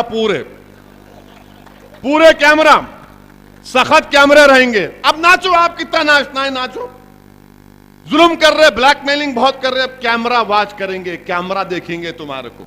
अभी तो खेल शुरू हुआ, फड़फड़ाना इतना है, अभी तो कैमरे लगेंगे, हर जगह लगेंगे, क्योंकि किसी भी गरीब पर जुल्म नहीं हो सकता, चाहे वो गरीब कोई भी हो। हमारा काम अमन को बरकरार रखना है और मजलिस ये इरादा कर चुकी है कि ग्रेटर हैदराबाद में सबसे पहले उन हिसास मुकामात पर जहां पर शरपसंद अनासिर लोगों को बुलाकर, मारकर, डराकर जुल्म करते, उनके घर के सामने कैमरा लगाएंगे इंशाअल्लाह ताला। और फिर जहां पर झगड़े होते, फसाद जहां पर रिकॉर्ड है, वहां पर कैमरे लगाएंगे ताकि शहर में अमन हो, एक आम आदमी जिंदगी गुजार सके अमन के साथ। और जब तक अमन नहीं होगा तरक्की नहीं हो सकती। ये पूरा एक्शन प्लान मजलिस इत्तेहादुल मुस्लिमीन तैयार करके रखी है। मुखालिफिन मजलिस के पास कोई एजेंडा नहीं सिवाय ये कि असदुद्दीन ओवैसी को गाली दो, इन्हों गाली देते, उन्हों एंटी नेशनल बोलते, ये कांग्रेस वाले बोलते हम कम्युनल हैं, ये तीनों के तीनों मिल गए हैं। हमारा हाल तो ऐसा हो गया, वो हैदराबाद की कहावत है ना, गरीब की जोरू सबकी भाभी कते। मर मेरे भाई, कितना बोलेंगे आप, कोई दूसरा नहीं है क्या? सुबह उठते कि रात हो अब तक एक ही बात बोलना, थकते नहीं? जरा थकने का रेस्ट लो। अब जमात को कामयाब करने का वक्त बेहतरीन है। और जो लोग इस तरह की वाहियात बातें फैला रहे हैं, ऐसा तोड़े वैसा तोड़े, 10 रुपए का आरटीआई एप्लीकेशन डालो, आप मालूम हो जाएगा कैसा तोड़े, क्या हुआ। लोगों के सामने ऐसा नहीं, कोई कुछ नहीं किया। आरटीआई का एप्लीकेशन डालो, मैं चैलेंज कर रहा हूं, 10 रुपए का आरटीआई का एप्लीकेशन डाल के सवाल करो। अगर सवाल पूछना नहीं आता तो मैं लिख के देता हूं, सवाल डाल के मालूम कर लो, पूरी हकीकत सामने आ जाएगी। मगर मालूम अंजाम क्या होने वाला है। इसीलिए मुझे आजमपुरे से कोई फिक्र नहीं है, मुझे फिक्र है तो अकबर बाग की है। अकबर बाग में कामयाब करना है। देख लीजिए इनकी नीयतों में क्या है, अखलास नहीं है, ये किसके इशारों पर कठपुतली की तरह नाच रहे हैं। बहरहाल मेरे अजीज दोस्तों और बुजुर्गों, जमात का साथ दीजिए। नौजवानों से अपील करूंगा कि बिला खौफ और झिझक काम करिए, कुछ नहीं होने वाला है, कुछ नहीं होने वाला है।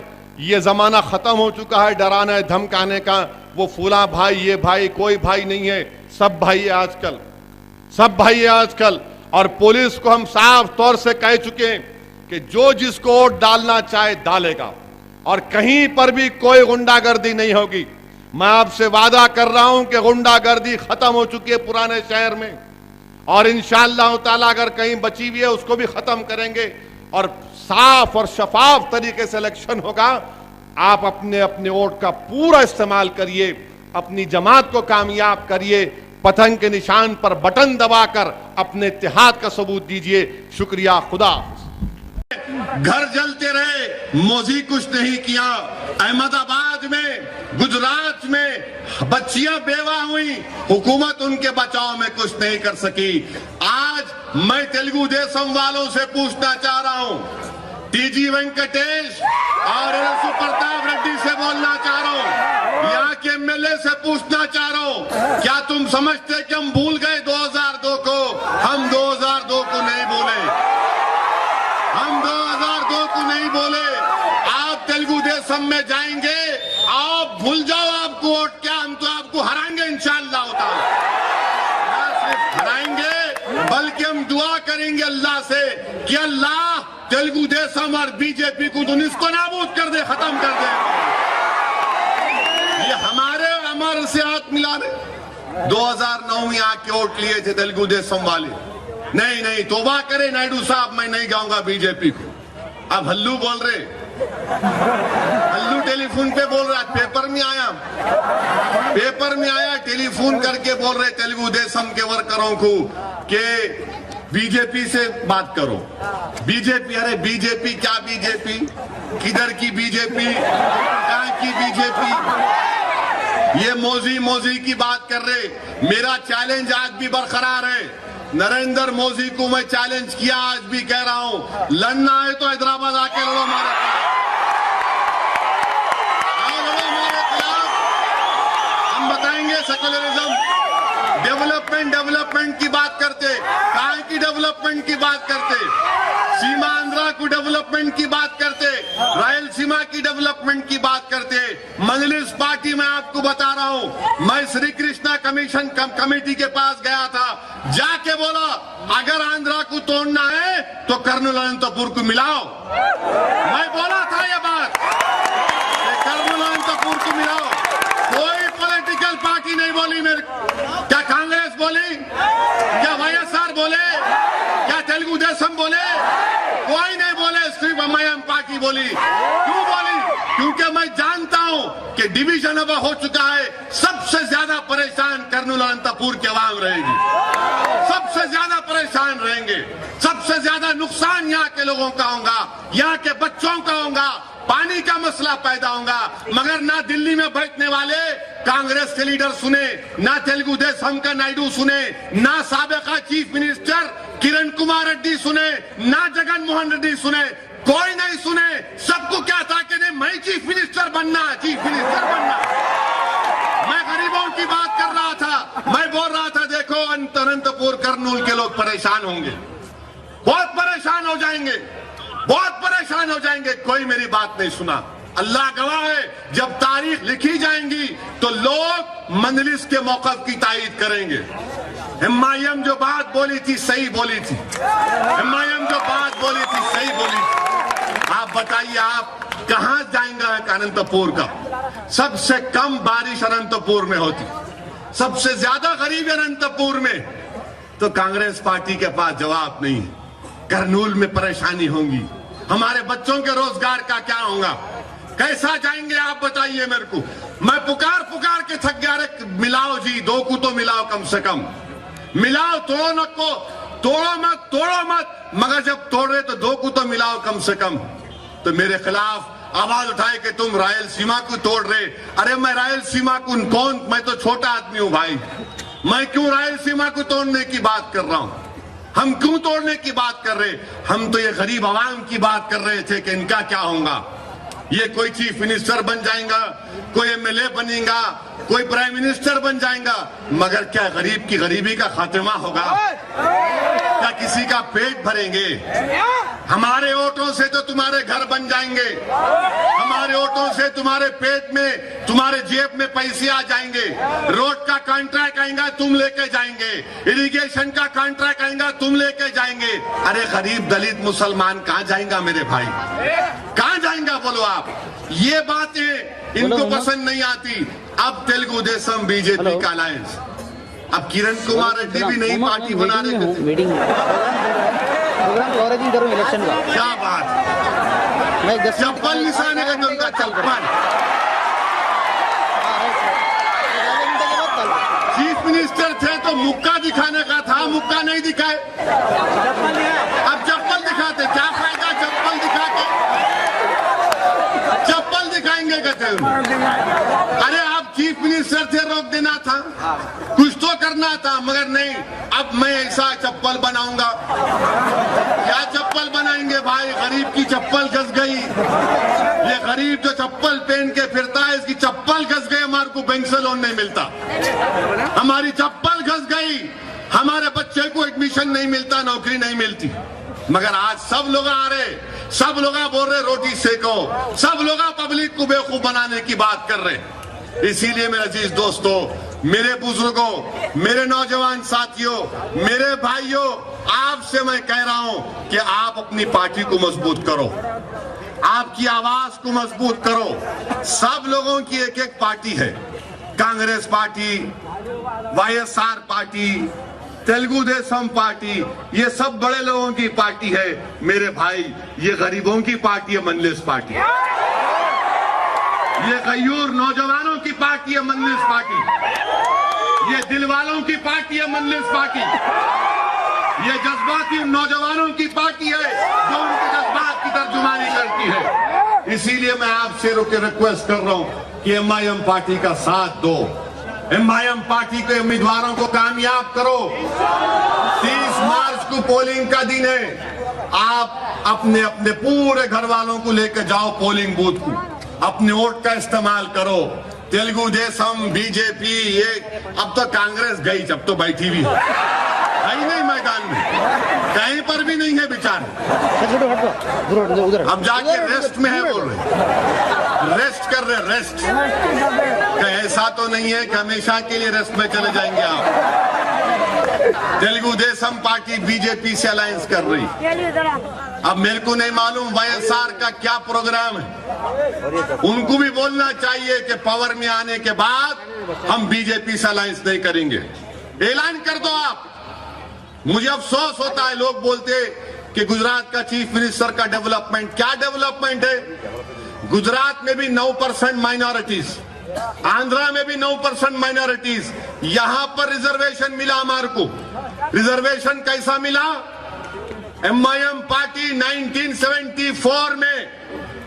1974 में पहला बैकवर्ड क्लास या 70s में पहला बैकवर्ड क्लास कमीशन बना, तो सबसे पहले एमआईएम पार्टी जाके बोली कि मुस्लिम माइनॉरिटी को रिजर्वेशन मिलना चाहिए। 1970s में बोले।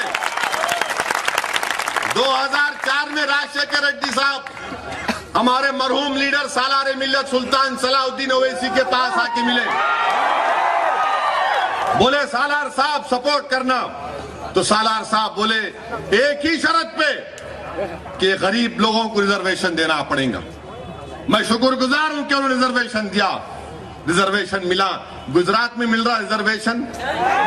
चंद्रबाबू नायडू बोलो ना आप मोदी को, गुजरात में रिजर्वेशन दो बोल के, तो कुछ नहीं बोल सकते। इनको अपना रिजर्वेशन बचाने का, अपनी सीट बचाने का है, अपना पोस्ट बचाने का है। मेरे भाई, आज हमारे मुल्क में जो सेकुलरिज्म है या जो भी है, हमको ये देखना है कि कैसे हम रोक सकते। और वो तमाम पॉलिटिकल पार्टीज जो आकर बोल रहे हैं कि हमारा साथ दो, हमारा साथ दो, आप उनसे पूछो कि हमारे लिए क्या करेंगे, आप हमारे लिए क्या करने वाले हैं, हमारा डेवलपमेंट में क्या हिस्सा रहने वाला है। ये तमाम चीजों के लिए मेरे दोस्तों, आपको अपने आवाज को, अपने लोगों को कामयाब करना है। आज यदोनी के बल्दिया के इलेक्शन में मनलिस पार्टी ने अपने कैंडिडेट को उतारा, जिसमें हमारे दलित भाई भी है, हमारे क्रिश्चियन भाई भी है, हम सब साथ हैं। हमको सब साथ रहकर आगे बढ़ना है। और मेरे को आके मिले कि हमारे एक तरकारी का काम करने वाले सादिक बादशाह का कत्ल हुआ, सादिक बादशाह का मर्डर हुआ। मैं इंशाअल्लाह ताला हैदराबाद जाकर पुलिस के आला अहदेदारों से रिप्रेजेंटेशन करूंगा। हाँ, जीलान बादशाह का मर्डर हुआ। मैं इंशाअल्लाह ताला पुलिस के सीनियर ऑफिसर से जाकर पर्सनली मिलकर रिप्रेजेंट करूंगा कि इसकी सही इंक्वायरी कराई जाए, मालूम हो कि कैसा हुआ, क्यों हुआ, ये क्यों हुआ, क्या वजह है, ये सब चीजों पर हमको गौर करना है। मेरे भाई, अपने इत्तेहाद का सबूत दो, अपने शऊर का सबूत दो, अपनी जमात को मजबूत करो। आप आज मैं जहां कहीं भी जाता हूं, दिल्ली जाता हूं, बंबई जाता हूं, महाराष्ट्र, हर जगह बोलते कि आओ एमआईएम पार्टी बनाओ, हमारा कोई पुरसाने हाल नहीं है। उत्तर प्रदेश में आप देखो, समाजवादी पार्टी की गवर्नमेंट, नाम की सेकुलर, मगर मुजफ्फरनगर में खून की होलियां खेली गई, मुजफ्फरनगर में फसाद हो गया, राइट्स हो गया। हर जगह हम जाते महाराष्ट्र में जाना चाहते बंबई को, तो वहां कांग्रेस पार्टी बोलती नहीं, ओवैसी को अलाउ नहीं करना, असदुद्दीन ओवैसी नहीं आना, कोई नहीं आना। अरे नरेंद्र मोदी जा सकता, असदुद्दीन ओवैसी नहीं जा सकता? ये कौन सा कानून है बताइए आप? हम कहां कहीं में उत्तर प्रदेश जाना चाह रहे आजमगढ़ को, नहीं आप लोग को आओ, आप आए तो बहुत लोग आते, हजारों की तादाद में आते। अगर लोग आते, अगर आप इतने लोग अल्हम्दुलिल्लाह आज यहाँ पर जमा हुए मेरे भाई, आप एक आवाज में बोलो कि आपको कोई बिरयानी की पैकेट दिए तो आए, आप कहीं को आए? आप इसलिए आए कि आपको कौम का दर्द है, आप इसलिए आए कि आप अपनी आवाज को मजबूत करना चाहते, आप इसलिए आए कि आप बताना चाहते तमाम पार्टियों को कि अदोनी के हम लोग यूनाइटेड हैं, मुत्तहिद हैं और एमआईएम पार्टी हमारी पार्टी है, बताना चाहते हैं आप। दूसरे पार्टियां क्या करते हैं? गाड़ियां भी जाते, एक बिरयानी की पैकेट, एक दूसरी पैकेट खुलवाना, ये हमारा मामला है, इनको पसंद नहीं आता। ये खाली बोले तो इतना आगे। मैं इन तमाम आप लोगों से गुजारिश करूंगा मेरे भाई कि 30 मार्च के दिन जाइए अपने घर से, तमाम लोगों को सुबह मस्जिद में फजर की नमाज पढ़िए और पूरे अपनी फैमिली को लेकर पोलिंग बूथ को जाइए। जहां पतंग का निशान दिखा वहां बटन दबाइए, वहां बटन दबाइए और बटन दबाने के बाद अल्लाह से दुआ करिए कि अल्लाह हमारी पार्टी को कामयाब कर दे, कि अल्लाह हमारे इत्तेहाद को मजबूत कर दे। और मेरे को अल्लाह की जात पर पूरा भरोसा है कि जरूर परवरदिगार हम तमाम की दुआओं को, हम तमाम की मेहनतों को रायगा नहीं जाने देगा।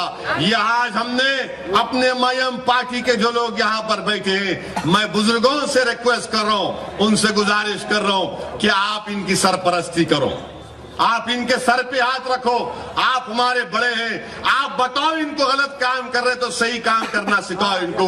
मैं नौजवानों से रिक्वेस्ट कर रहा हूं, मेरे भाई तुम मेरे बाजू ठहर जाओ, तुम हमारे साथ ठहर जाओ, हम हर चीज कर जाएंगे इंशाअल्लाह। आप साथ ठहरो, आप अपने पार्टी के लोगों का साथ दो। बहुत हो चुका मेरे भाई, कोई पार्टी हमारा साथ नहीं देती। मेरे दलित भाइयों, मेरे बैकवर्ड क्लास के मेरे भाइयों, आओ आज एमआईएम पार्टी का साथ दो। आपने 50 साल कांग्रेस का साथ दिया तो कभी तेलुगु देशम का साथ दिया, क्या मिला आपको? एक मर्तबा अगर 70% जमा हो जाएंगे तो यकीनन हम कुछ कर सकते हैं, अपने मसाइल को हल कर सकते हैं। मैं हदोनी आया हूं, बार बार आऊंगा। मैं आपसे क्या कह रहा हूं मेरे दोस्तों, मैं आपसे एक बात कह रहा हूं मेरे भाई, हम हैदराबाद में हैं या कहां पर भी हैं, आपका हमारा रिश्ता कैका रिश्ता है? आपका हमारा रिश्ता वो परवरदिगार का बनाया हुआ रिश्ता, याद रखो, जो दुनिया की कोई ताकत इंशाअल्लाह ताला तोड़ नहीं सकेगी। हम जहां कहीं भी रहेंगे, अगर अदोनी में तुम्हारे आंख में आंसू आएगा तो यकीनन असदुद्दीन ओवैसी को जरूरी है कि तुम्हारे आंख के आंसू को मैं अपने सीने में तकलीफ उसकी महसूस करूं। अगर तुम्हारे हाथ को तकलीफ होगी तो जरूरी है कि मेरे हाथ में भी तकलीफ हो, क्योंकि ये तकाजा है, मोहब्बत है, ये मोहब्बत का तकाजा है कि ये मोहब्बत का तकाजा नहीं है कि तुम रोते रहो और मैं हैदराबाद में सुकून से बैठा रहूं। इंशाअल्लाह ताला मेरे अदोनी के नौजवानों, मेरे बुजुर्गों, हम बहुत रो चुके, अब हम रोने वाले नहीं हैं, अब हम दूसरों को रुलाएंगे। हम बहुत आंखों में आंसू डालिए, अब कांग्रेस पार्टी रोएगी, तेलुगु देशम रोएगी, बीजेपी रोएगी, तो कोई हमको सताएगा वो रोएगा अब इंशाअल्लाह ताला। अब हमको अपना हक लेना है, आओ आगे बढ़ो और मंजलिस पार्टी को कामयाब करो। शुक्रिया, खुदा हाफिज। तमाम का शुक्रिया अदा किया जाता है और जलसे